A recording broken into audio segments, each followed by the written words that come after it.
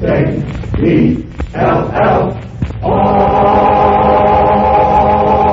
Jell-O program, coming to you from the Grand Ballroom of the Hotel Pierre, starring Jack Benny with Mary Livingston and Abe Lyman and his orchestra. The orchestra opens the program with Gee, But You're Swell.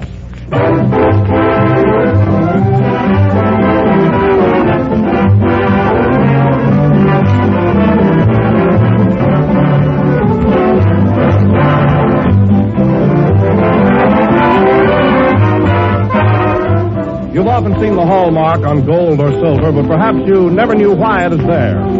It's there as a symbol that the article which bears the mark is genuine. In the same way, the name Jell-O on the package is your assurance that the product in that package is genuine Jell-O.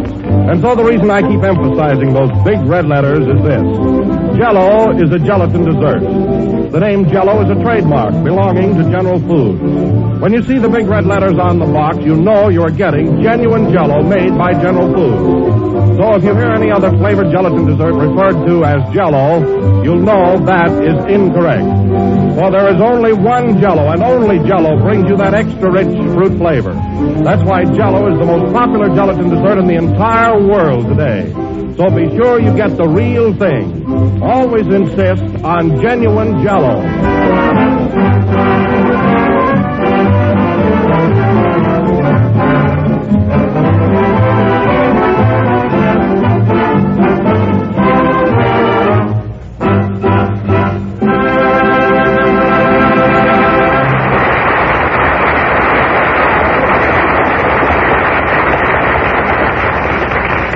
And now we bring you the man who came to New York for a rest and has to go back to Hollywood to get it, Jack Playboy Benny.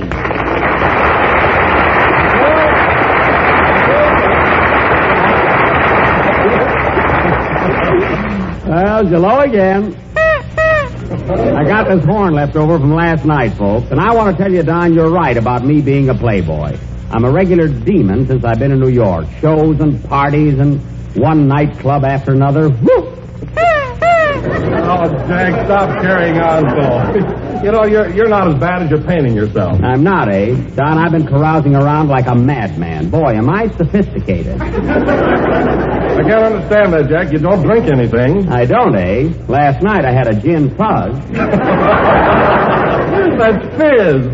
Fizz, fuzz, who cares as long as I have a headache? Well, tell me, Jack, are you glad that you're going back to Hollywood tomorrow? Oh, yes, Don. After all, how long can I keep up this mad pace? Imagine you setting a mad pace. Have you attended any teas? What's that? Have you attended any teas? Afternoon or strip? Anyway,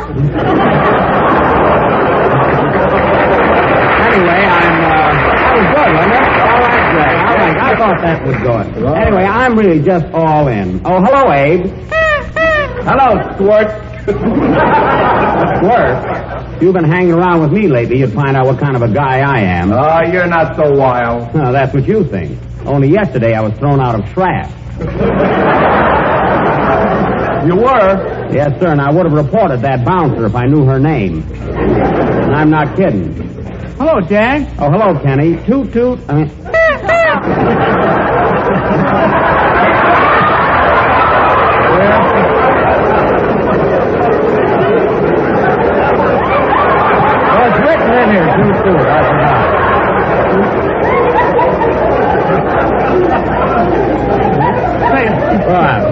Where'd you get that horn? I wish I knew. Say, Kenny, do you notice anything different about me tonight? Huh? Oh, really? No, why? Well,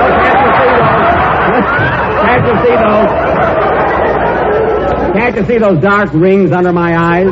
Huh? Gee, I thought it was mascara. Well, it isn't.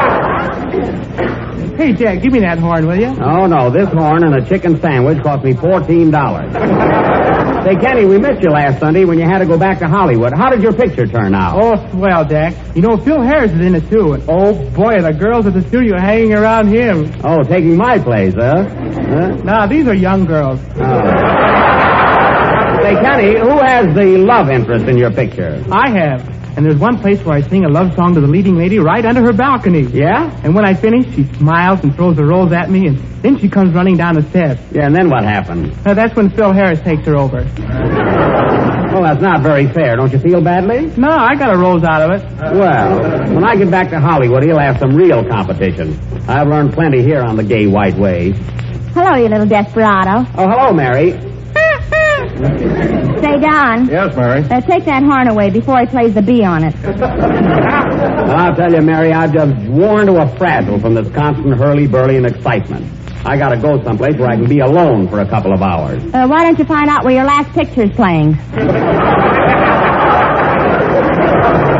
well, don't be so funny. You know, I've got to go out on a party again tonight. Parties and nightclubs. I tell you, I'm getting to be the best-known rounder on Broadway. Go on. You couldn't get a ringside table at the Automat.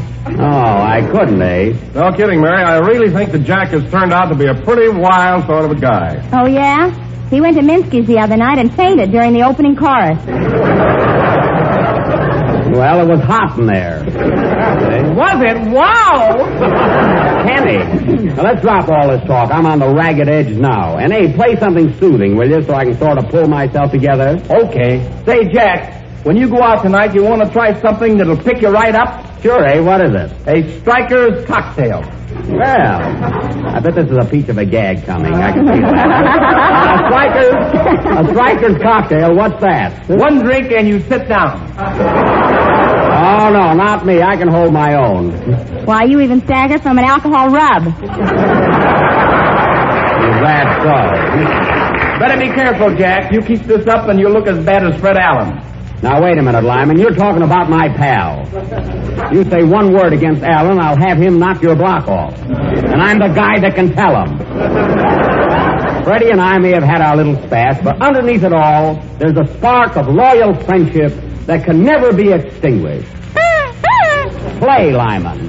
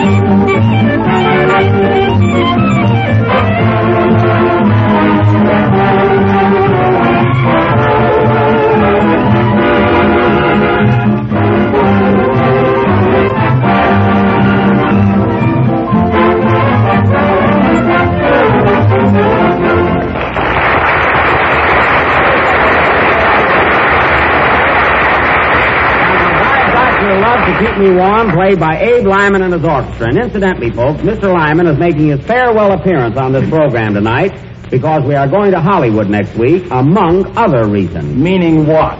Meaning nothing, and put your coat back on. What's the matter, Jack? You afraid? Afraid? Wait till he gets that letter I'm going to send him from California. Hear that, Abe? Jack's going to write you a nasty letter. The laugh's on him. I can't read. You said it, especially music. How was that, Mary? I can sing faster than Lyman. Who can't? Oh. I can't. Well, I don't want to start any brawls up here tonight because it so happens we have a very distinguished guest with us. Oh, Jack. It's not you, Kenny. Ladies and gentlemen, a very dear friend of mine is visiting in New York and has accepted my invitation to attend this broadcast. We grew up together, went to the same school, and he is now the chief executive of my hometown. Ladies and gentlemen, it is a great privilege and a pleasure to present His Honor, Mayor Mansell Talcott of Waukegan, Illinois.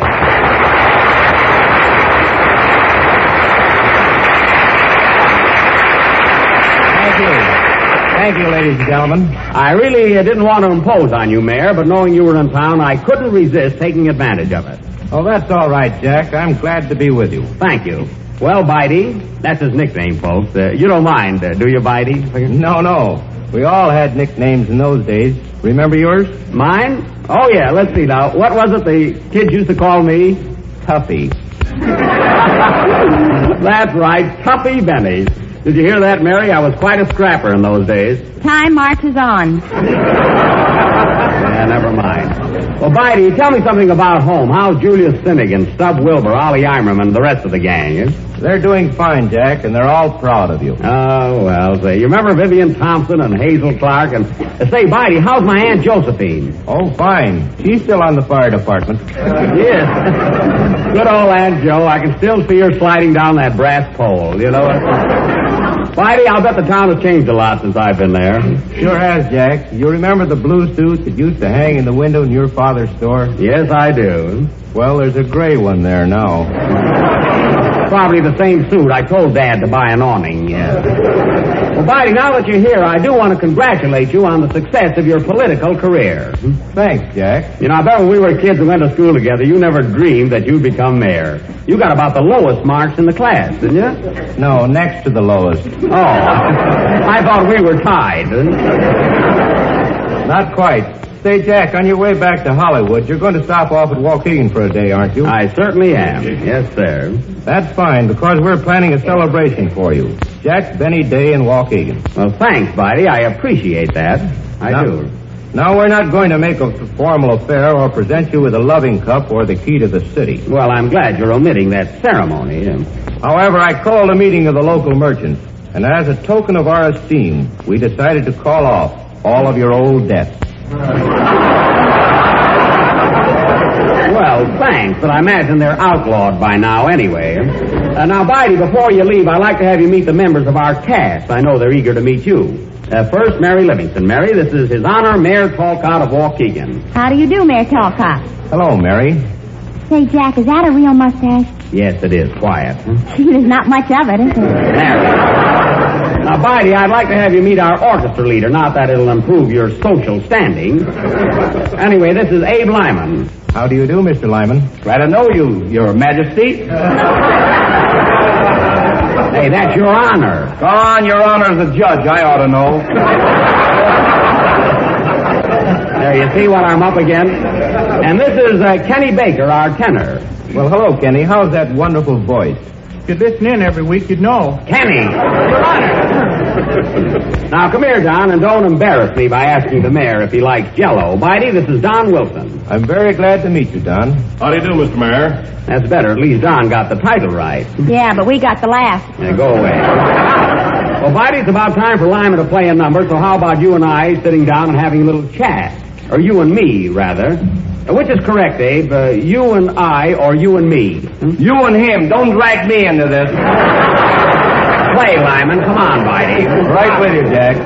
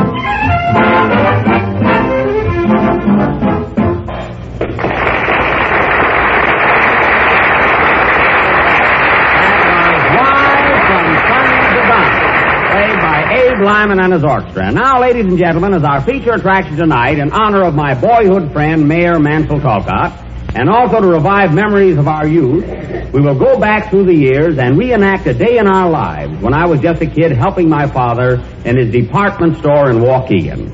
Bidey, would you like to help us out and be a kid again for a few minutes? I sure would, Jack. It'll be fun. You will have some stuff there. Now, ladies and gentlemen, in this little sketch about my dad's store, I will play the part of my own father. And I've engaged little Junior O'Day to play the part of Jack Benny the child, as I am too modest to repeat the many clever things I said when I was a kid.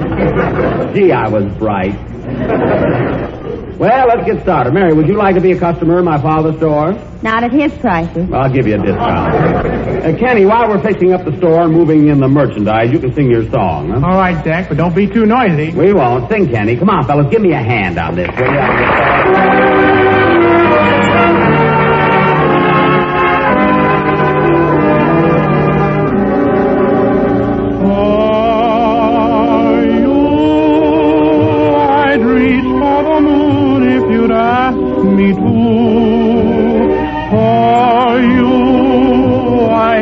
Down the stars when the night was through.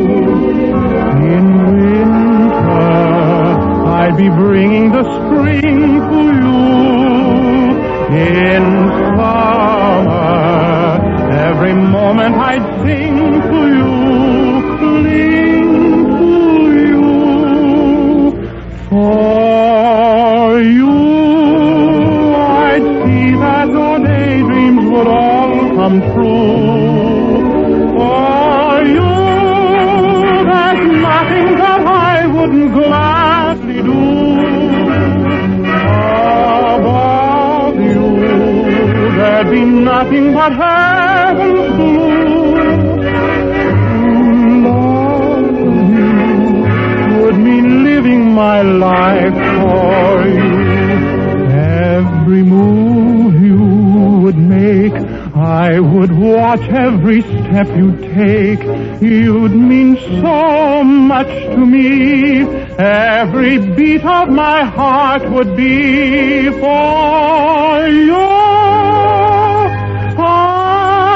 And then I would place you upon a throne and live for you.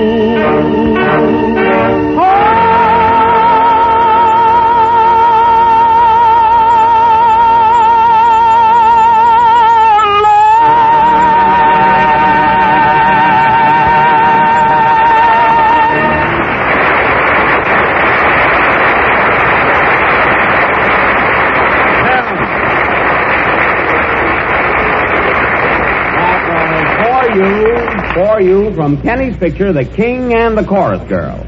And Kenny, I want to tell you that week's vacation did you a lot of good. I mean, your voice sounds sweeter and more melodious than ever. Yeah, don't it? Yeah. And now, ladies and gentlemen, we take you back about 25 years to the thriving little town of Waukegan. The scene is the Benny's department store, more widely known as the Emporium, on South Genesee Street. Now, remember, folks, I play the part of my father. Let's go. Curtain. Music.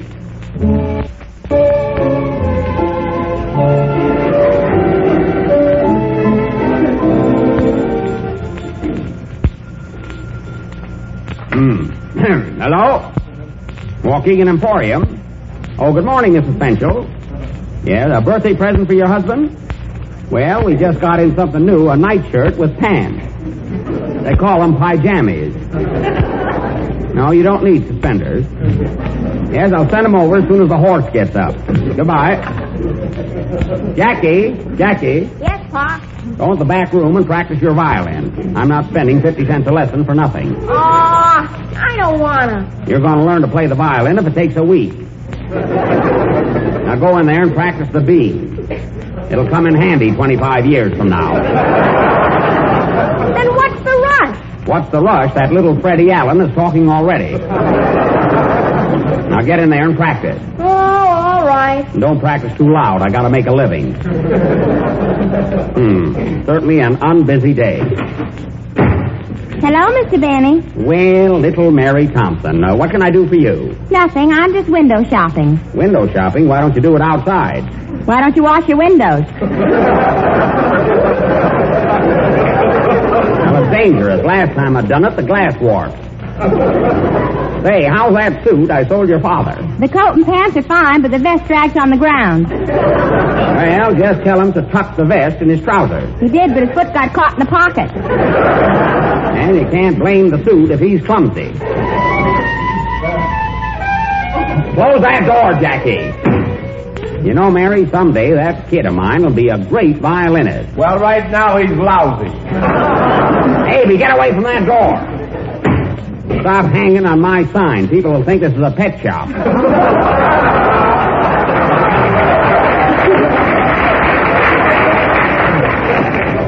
Good morning, Mrs. Wilson. What can I do for you? I have a complaint to make, Mr. Benny. You have? Yes, I washed that tablecloth you sold me, and now it's a scar.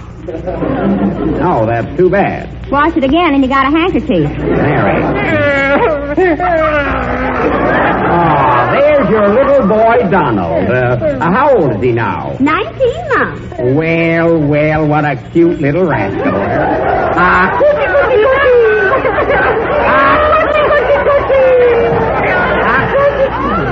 My, what a healthy-looking youngster. How much does he weigh? 210 pounds.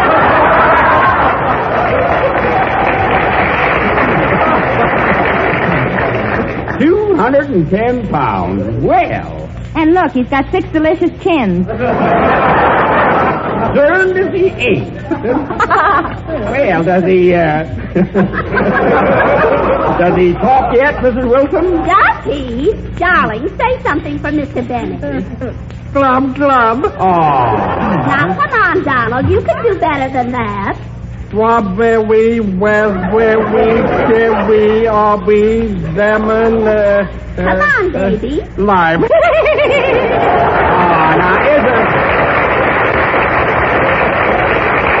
Now, isn't that just too de-foo? Huh? Isn't that cute? I wish his rattle was heavier so I could sock him. Well, just wheel him under the chandelier. It looks shaky. Well, I guess I better take him home. Yes, goodbye, Mrs. Wilson. Bye. Jackie, not so loud.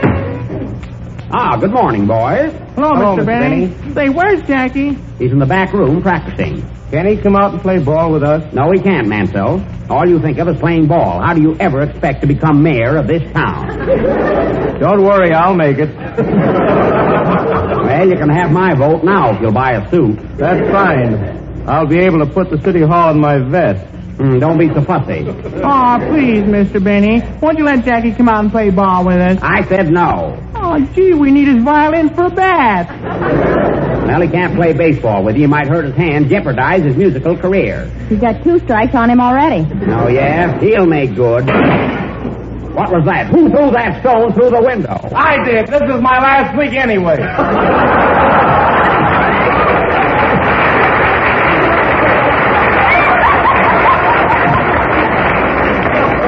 Abe Lyman again. Well, run along, all of you kids, and stay out of here.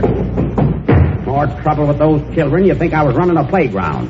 Oh, how do you do, sir? Anything for you? Yes. What's the price of that suit you have on display outside? Where? Right out there on that dummy. Oh, Jackie. Yes, Pop. Go out and tell Uncle Julius to move around once in a while.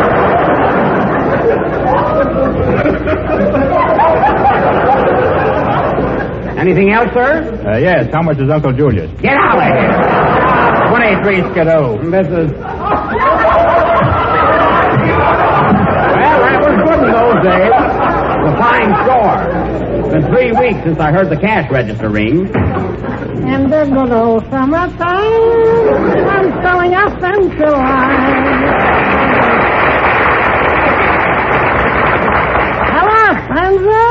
Well, Mr. Schlepperman, the traveling salesman. Say, did you hear that applause? You think it was your hometown? It will be if I don't get my expense kicked. Well, Schlepp, what line are you handling this year? Mr. Benny, have I got a slinky line of suit? Nifty with a capital nib.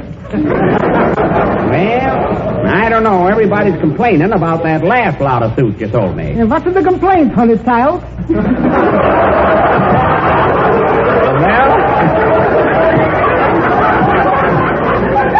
Well, the coat and pants are all right, but the vests are too long. What vest? Those are overcoats. Overcoats, and where are the vests? In the side pocket. Why don't you look around? Well, can't use any suits, but summer's coming on. What have you got in men's bathing suits? Now you're talking. I got here some bathing suits that will make your head swim, I'm telling you. Men's bathing suits, eh? Yeah, here they are. The latest creations in Paris. Oh, imported. Well, they look pretty good. Hey, these are only the tops. Where are the trunks? They missed the boat. Well, maybe I can sell them during high tide. Gotta wait for that one. Pretty good. Mr. Benny, I'll put you down for a couple of dozen. Anything else I can show you out there? No, Slap, I guess that's about all. What's that? That's my little boy, Jackie, practicing. He's going to be a great violinist someday. Don't you think so? You should live so long. Goodbye. Well, I'm sorry I gave an order. Jackie, it's time to close up and get home to dinner. Okay, Pop. Blow out the lights, son, and let's go. In the good old summertime, in the good old... Hey, that song is pretty popular, isn't it, Daddy? #1 on the hit parade. It is? Yep, it passed Pony Boy last week. Well, come along, son. Let's close up and go home. In the good old summertime, in the good old summertime. Oh, Daddy, look. There's still a customer in the store. Well, lock him in. We'll get him tomorrow. In the good old summertime.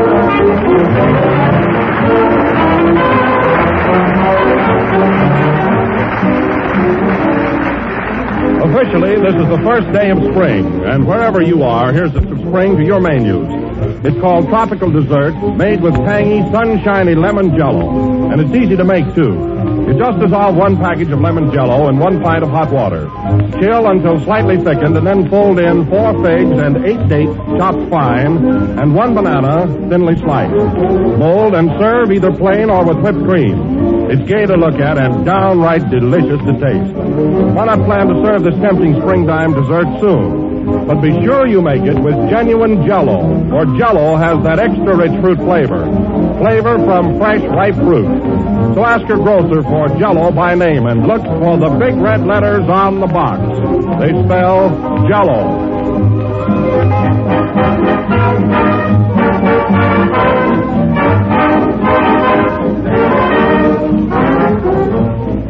The last number of the 25th program of the new Jell-O series, and we'll be with you again next Sunday night at the same time, broadcasting from Hollywood, California.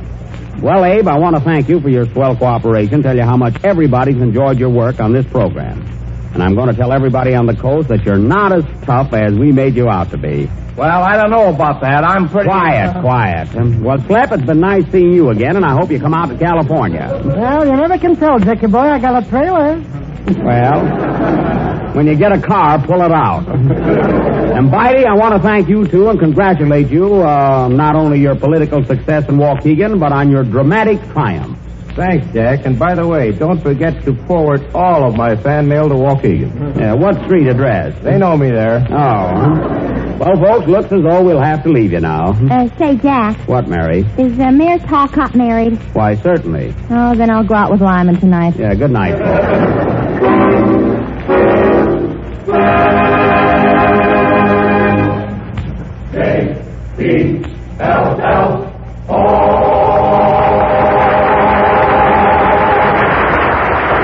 I'd like my love to keep me warm with some On the Avenue. This is the National Broadcasting Company.